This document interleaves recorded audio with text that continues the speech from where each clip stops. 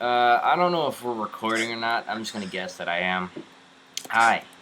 As you should probably know if you're watching this, my name's Crow. Or I'm not telling you my real name. Well, my name is Crow, and I'm basically here to explain a bunch of stuff that's going to eventually go on, mainly in the RP. I'm gonna turn down the volume so it doesn't bother y'all. And if you hear clicking in the background, you're just gonna have to deal with it.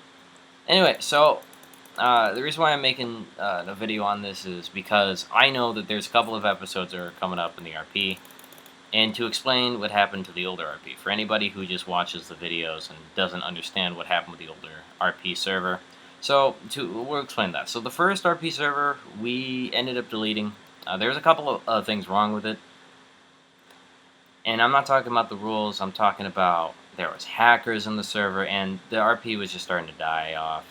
So we, me, Axis, and I think Lou, but Lou left. That's not the point. So me and Axis and a couple of other people, we got admins again. We made a new RP server. This RP server is going to be based off of a story that I made a long time ago.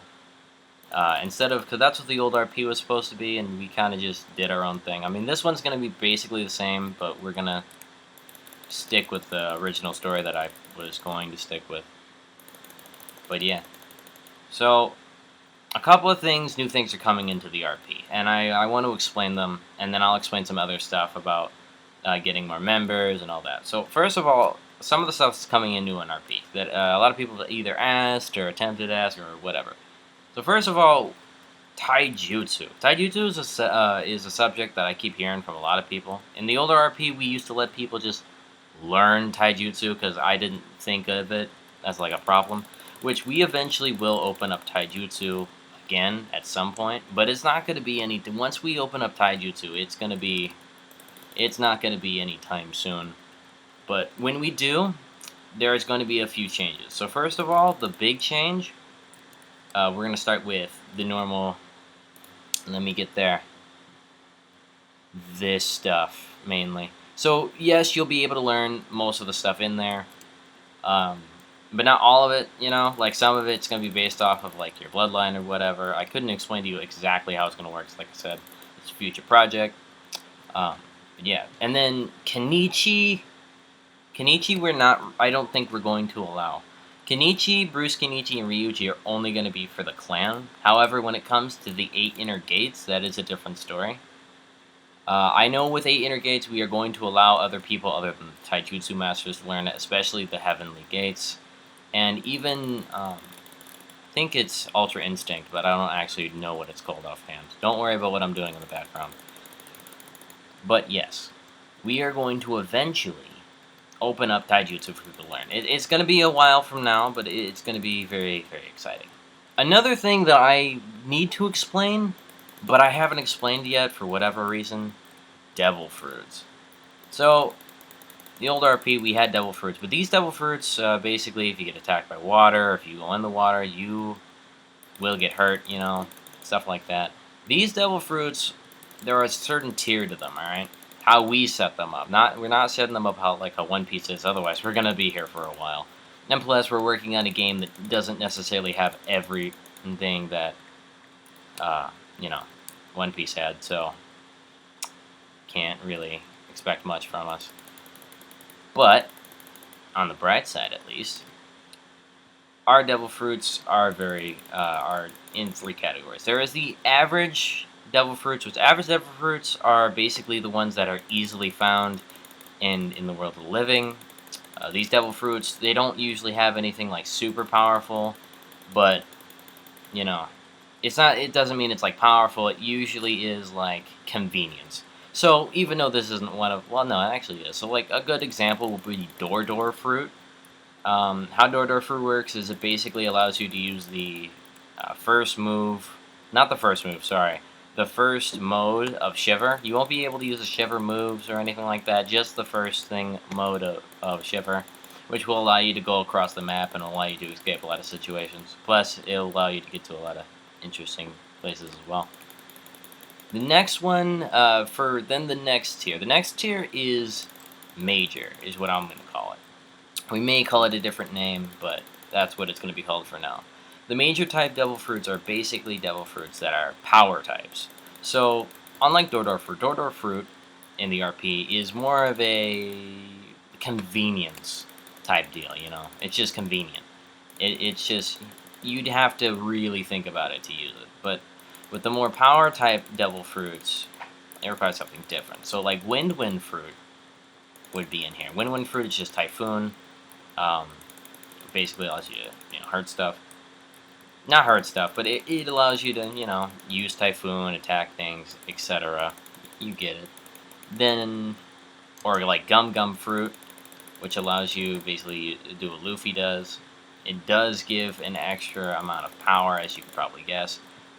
However, just so everybody is aware, the Devil Fruits should only be used. No, sorry. The Devil Fruits are really for people who have bloodlines that does not give them modes, which will be common probably soon. But it's just for people who don't have, like, modes.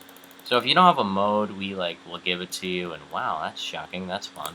Anyway, we'll, give you that, and, that way you'll have something to use, as a mode. Some of these Devil Fruits don't really give you a mode, but, stuff like that. Then it's we call these Demon Fruits. And why we call them Demon Fruits is mainly because they're not called Demon Fruits, but they're actually called God Fruits. Well, they're not, but they're in God tier.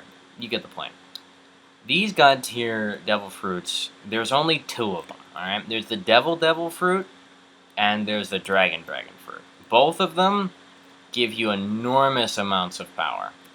But we're going to use the Dragon Fruit because the Devil Fruit, I think I'm going to keep secret until somebody finds it.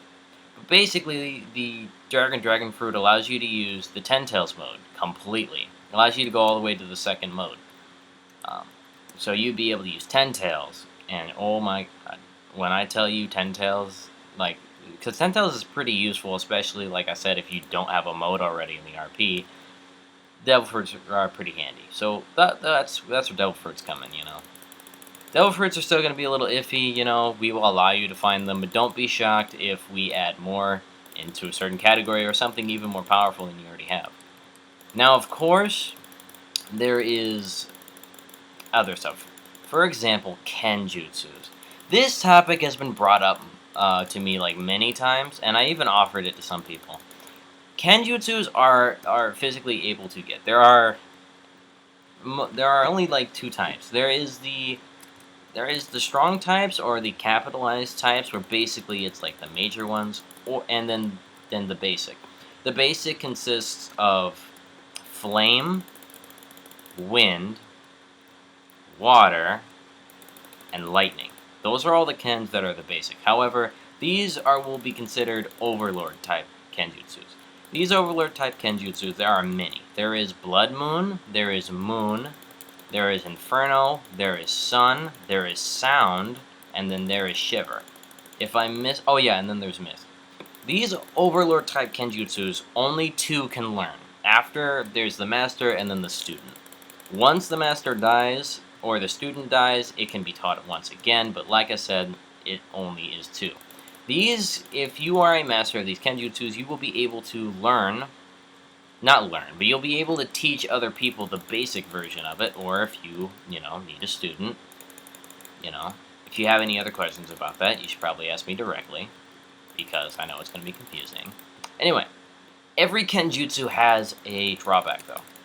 I made Kenjutsus more powerful, even though Kenjutsus are mostly convenient. I made them a little bit more powerful to make things interesting in the RP.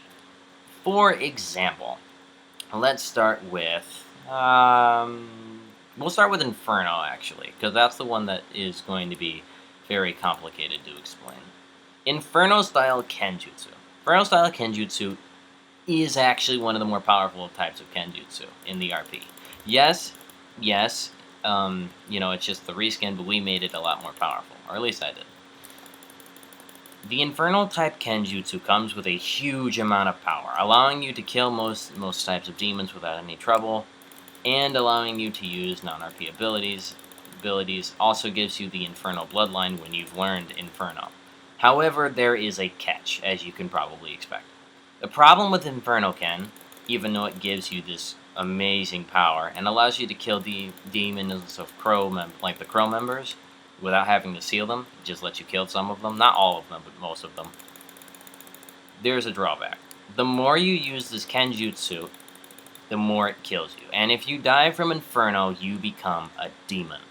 This demon type, depending on your chakra type, it solely depends on your chakra type. Meaning, if you were, I don't know, let's say a Kage, like Exus. Exus isn't the Kage, he's Shadow Kage, but same thing. If Exus were to die from Inferno style, he would turn into a Overlord type demon, which demon rankings I won't explain in this video. But, that's Inferno. There are ways to counteract this ability, like learning how to master Inferno, but that only prolongs the killing, and etc., Then, there is my personal favorite. Not really. Then there's Sunken. Sunken is... The person who learns Sunken is Exus, meaning Exus is the master of Sunken. Sunken allows the user to have enormous amounts of power, just like how it does in Demon Slayer. It also allows you to kill a lot of demons without any problems. Sunken does not have any negative effects. It does allow you to kill certain types of level demons, and it can increase your power by a lot. It also will allow you to, it also allows you to understand how flame works, and Sunken can actually counter Inferno Ken. Let me explain. Basically, if an Inferno Ken user tries to attack you, you can literally turn off their Kenjutsu with Sun. Now, of course, this isn't in the game. This is just an RP. So, of course, there's going to be a little, we're going to have to fix a couple of things. But the point is still there. That's its, main ability. Next, Sound Ken. Sound Ken is one of those Kenjutsus that you're going to want. Sound Ken, first of all, doesn't really give you any, extreme abilities, on a hindsight. However, Sound Ken, its ability, is very simple. It can control sound, meaning it can, in the RP, it will allow you to become invisible to your enemy. I don't know how we're setting that up, but we'll figure it out. It also can shush other Kenjutsus. Let me explain. So, Inferno-style Kenjutsu will explain. Inferno-style Kenjutsu basically can also give you temptations to forcefully make you use Inferno. However, if you have Sound Ken, because now in the game you can actually use two Kenjutsus, you can in the RP, the negative effects of Inferno will be turned off, allowing you to use both. However, if you use both of them, have two of the moves of two of the Kenjutsus on at the same time, it can kill you. Keep that in mind. And if you die, you can become a strong demon. However, only one can learn that technique. Like a mixture of it. This technique, and Sound Ken can be merged with other things as well. It doesn't have to necessarily be Inferno. And it still can give a huge amount of power. But basically, Sound Ken is one of those that allows you to use Kenjutsus without negative effects. Speaking of negative effects, we have to explain the other demonic Kenjutsu, Shiver. Shiver Kenjutsu is basically, in the RP, a lightning Kenjutsu that is demonic. This lightning Kenjutsu doesn't really have too big of a negative effect, other than the fact that it can fatigue you, as in, it will stop you from running in the RP. It can damage you mortally, because dying from age is possible. However, Shiver Ken doesn't kill you from age, it destroys your body, making it seem like you age faster. That's also if you use it too much. There's ways to counteract it, as you can probably guess. And because they nerfed Shiver Ken, it does, like how Inferno has its own upgraded ability, which I will not explain. I'll wait for somebody to find it. It'll be exciting. Yes, and also yes. Humans, I am allowing humans to learn Blood Moon and Moon. Here is the difference between the two. Moon Kenjutsu, normally, allows you to be able to kill certain types of demons, and what's even better about it is it can, in fact, give you 6-path abilities, or give you a chakra boost, without actually hurting you. Also, Moon Ken will allow you, in the RP at least, to travel to Hell and Heaven, or what's between there, Purgatory. However, then there's Blood Moon. Blood Moon is one of those Kenjutsus that is powerful, but it's the last demonic Kenjutsu, and it's the most dangerous to use. The wielder of this Kenjutsu, if human, will have a difficult time controlling it, and it will take a while for them to figure it out how to use it. Blood Moon can give you enormous power, allowing you to not only use blood, as in the bloodline, like literally it's called blood, but also it will allow you to travel directly to hell. See, most humans can't really travel to hell without being, noticed. However, this ability allows you to travel to hell without being noticed, allowing you basically to sneak behind enemy lines, which is pretty useful if you're trying to save somebody or whatever. Point is, it's pretty good. However, it comes to a cost, and this is the only Kenjutsu that cannot be shut off from another Kenjutsu. It cancels every Kenjutsu in this case. This Kenjutsu can permanently kill you. Not permanently as in you won't get another character, as in if you die from Blood Moon, you are not gonna like what happens next. You will end up becoming a demon, as to be expected, and a very powerful one, don't get me wrong, but you'll be controlled by the crow. And Blood Moon can actually kill other people on your team. When the user dies from Blood Moon, it immediately goes into a rage state, allowing it to kill anything and everyone in its path, basically making you a movable tank, but don't understand what the allies or enemies are. So you would end up killing your own guys. So if you're going to use this and die, make sure you don't have anybody in your squad. Make sure you, not necessarily anybody in your squad, but just make sure you come along. It will be easier for your teammates and you. Then the other, Mist. The Mist Kenjutsu doesn't really give that much. It is simply Mist Ken. It can lead to water, as to be expected. Not really much there. Let me make sure I didn't forget any. I did this. Yeah, so that's all the Kenjutsu-wise. Then there is, obviously, sages. So each sage, there are about 4. 5 if you include Rabbit, but I'm not going to include that, because that you have to go to heaven to do. But there are basically 4. There is Worm, Snail, Toad, and Snake. Here are the good things about this. We're going to start with Toad. Toad has already been found, so I'm going to start with it. If you get Toad, you can get about a lot of things. First of all, you start off with the Namikaze mode. Not Namikaze mode, but the normal frog spirit. Alright, not mastered normal. Once you do that, then you can do the reworked version of it, which will allow you to obviously recharge mode. Then you gotta go to the next one, Mastered Toad Spirit, and then do the reworked version. Once you have done the reworked version of this, you are close. The last thing of Toad Sage gives you Chiramaki, and it also gives you the martial art. I think it's Toad Flame Spirit. It gives you a martial art, and in the RP, you can't really get martial arts that easily. So it is very important that you get this. Anyway, with that, it gives you that, and it gives you the ability to upgrade certain types of abilities, eventually. It can, in fact, upgrade one of your elements, or give you a new element. The element it does give you is Flame, so if you don't already have Flame, and you want Flame, you should probably go after Toad Spirit, or look for Jack or Axis. They're the only people who can teach you now. Next is Snake Sage. Snake Sage comes with the mode, and then the reworked version of the mode. You first gotta learn that, and then that, and you end up getting normal Cobra.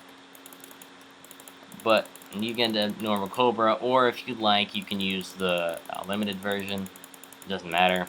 You will be able to get the mode. It also gives you the ability of experimentation. In ERP, experimentation is very important. Snake Sage allows you to not need the lab from Obelisk. By the way, Toad Sage is in... Wait, sorry. Hold on, let me look at my notes. Yeah. Toad Sage is in the Leaf Village. Snake Sage is in the Mist. So, because the Mist is not active, obviously nobody has Snake Sage. But when people do eventually get Snake Sage, you'll be able to do experimentations on your own. Snake Sage does give you some sub-abilities. Let me go down and show you. So when it comes to summoning, it does give you, obviously this. Toad gives you this. Alright, So that's one thing. Then when you come down here, you will notice, I think, yes, this. It can give you this, not this. It gives you this, so it gives you another sub-ability. And then Ninja Tools with Snake's Age, let me find it. 1 second. It gives you this, basically. It's a Grass Tonto, and then I think there's a, there should be a, where is it? 1 second. So that's the SO2 Grass Tonto. Where is the thing I'm looking for? I know what I'm looking for. I have it in my head already, so I'm not crazy. Maybe I am. Yeah, so you also get Grass Tonto. You can get either one if you want. It gives you Grass Tonto. Toad gives you Martial Art. You know, Snake and Toad both give you Bloodlines decent. Then there's Snail Sage. Alright, Snail Sage gives you obviously the mode, and it gives you the rework mode as the other. But it also makes you a medical ninja. So you'll be able to learn this, and with some of the consumables you're able to learn, you will also be able to learn some martial arts as well, and it gives you the ability of research, just like how Snail Sage is. This research, however, has to be medical. In the RP, there is a thing called infected type demons. Infected type demons can infect you with a disease that makes you a demon. Basically like zombies, but, well, it's kind of like more like Dead Space. Think of Dead Space, those like creatures, or I don't know exactly what they're called, but those creatures, yeah, that's what infected demons are. And if you get infected by one, you will turn into that. However, obviously, there is cure. In the RP, there are three vials of cure. They're the only ones that exist and the only ones that can exist, meaning it cannot be recreated at all. However, you can make a vaccine out of the research of those. Meaning, if somebody gets their hands on it, they can research the vial and make a vaccine for it. However, the issue is whoever got infected would have to use that, every now and then. And even so, you'd have to keep one of the vials. And since there are 3, you can really only cure 3 people. However, the smart thing would be curing 2 people and having the rest be on vaccines, which makes you have to wonder, what you're supposed to do. Just so you guys know, infected type demons can infect you in many ways. If their chakra touches you, you are infected. If they attack you and they hit you, you're infected. If you hit them without gloves or a hazmat suit, you're infected. There are some infected types that are able to produce a gas. This deadly gas, if inhaled, you will, obviously, I think you can know where I'm going with this, you'll be infected. The infection won't really hurt you until 2 days later, meaning you'll have 2 days to find a way to either cure yourself or get a vaccine. The vaccine will only protect you for 2 days, meaning every 2 days you're going to have to heal yourself. Without that, you're going to die. Die and become an infected zombie. Well, not an infected zombie, but an infected demon. You get the point. Infected demons, by the way, you will have all of your moves still. Well, no, you won't. But you'll have the, I won't have to explain that until another video, I guess. But yes, that's what Snail Sage says. Worm Sage. So, Worm Sage is a little bit of an odd one. Worm Sage, you only get Worm Sage. However, the Bloodline you do get Sand. You get Sand and Worm Sage with Worm Sage. It's very useful. If you get, all that. So next up is Tailed Beasts. I want to explain Tailed Beasts, and this is going to be the last thing I talk about until another day, I guess. Each of the Tailed Beasts gives you a specialty. However, between Gen 1 and Gen 2, there is no difference in the RP. Doesn't matter which one you use, it's just a preference thing, I guess. And anyway. And I said Gen 1 and Gen 2. Gen 3 I'll explain next, after I explain this. So each of the Tailed Beasts gives you a ability, obviously, matching what they are. One Tails gives you Sand. Just normal Sand, nothing crazy, But Sand is still pretty nice, especially if you're a Taijutsu main. First Raikage. Next is Two Tails. Two Tails, normal Two Tails, only gives you Combustion, which is an element type. And because elements, you can't really upgrade your elements, having an element like that, it can be convenient. The Three Tails The Three Tails, I believe, just gives you a water element. Nothing crazy there. It's just another element that you can get. But because it's in the mist, it kind of means nothing. But, you never know. You know what I mean? Anyway, next up is the Four Tails. The Four Tails gives you lava. The Five Tails gives you steam. The Six Tails gives you bubbles. Not kidding by that last part. Gives you legitimate bubbles. And a bubble flute, which is also pretty nice. The Seven Tails gives you nectar, by the way. Somebody asked me about that. The Eight Tails gives you ink. Sort of. Oh yeah, it just gives you ink, but it doesn't give you the mode of ink. You just have the moves. So it's not the craziest thing in the world, but it's still pretty cool. The Nine Tails, however, is the more complicated one. Nine Tails, it depends on your clan. So if you're one of the Namikaze clan members, you will be able to get Naramaki, and then Naramaki 6 paths. If you are an Uchiha, and you happen to have Shindai, you will be able to get Shindai Rengoku. I think you get the point. Those are the only two clans that the Nine Tails can give you something. If it's any other clan, the Nine Tails does not give you anything other than the mode. That does kind of suck, though. Then there's Ten Tails. I want to explain Ten Tails mainly because even though you can't get it separately, you still have to have the other tailed beast. I still would like to explain. Ten Tails, depending on your clan, is exactly like how Nine Tails is. It will give you, if you're an Uchiha, it will give you Shindai Rengoku. However, alright, that's the only clan that it does anything with. Ten Tails gives you an enormous amount of power anyway. Also, no, it's actually, oh shoot, I'm sorry. It's not Shindai Ren. It gives you Forge Rengoku or Forge Sengoku. It depends on which one you have. But yeah, it gives you that, just so you know. So people don't get confused. I just forgot about that, my bad. Anyway, the point is a point though. That's what that does. Now, with the other two-tailed beasts, that are the Gen 3s. Can't forget about them, because they suck. I'm kidding, Gen 3s don't suck. I don't like them very much. Anyway, Gen 3s, the One Tails gives you two things. It gives you a ninja tool, which is the spear, not scythe, but it's a spear. And it gives you sand, just like the, One Tails. The Two Tails, Gen 3, gives you combustion and pyromania, just so you know. Anyway, but that's really going to be it for right now. I highly suggest joining the RP if you play Shindo. In the link, there's going to be a link where you can join the RP through Discord, and I'll also drop down the game link to, go support those guys. You should probably play their game. Pretty sure they wouldn't mind having some extra people playing their game. They might be very happy about that, so you should definitely go do that. I highly suggest playing Shindo, especially if you're just playing Roblox and all that. Yeah. Also, drop down a comment, if you guys have any suggestions about RP or have anything confusing on how to join the RP. But like I said, link will be in the description to join it. Then if you have any questions about, joining it once you're in Discord or, all that, you can just, DM me or whatever. Yeah. And all that. That will be a whole thing. That's, yeah. Go ahead and sub, by the way. I'm not being, I know that came out as being rude, I apologize, but you should probably sub to the channel and hit that bell.